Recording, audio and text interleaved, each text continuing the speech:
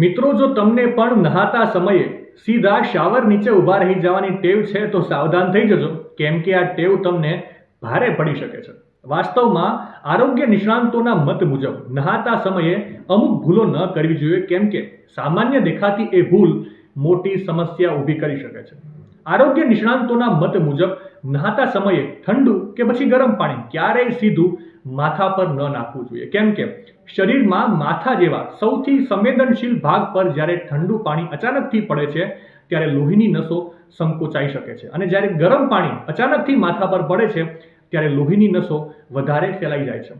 આરોગ્ય નિષ્ણાંતોના મત મુજબ જ્યારે પણ આ બંને પ્રક્રિયા થાય છે ત્યારે હૃદય પર વધારે પડતું દબાણ પડે છે, જેથી હાર્ટ એટેક અથવા તો સ્ટ્રોક આવવાનો ખતરો વધી શકે છે.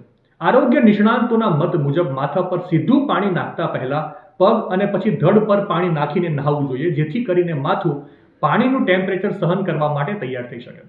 માહિતી સારી લાગી હોય તો રીલને વધારે શેર કરજો અને આવી જ અવનવી માહિતી માટે સંદેશ ડિજિટલ સાથે જોડાયેલા રહેજો.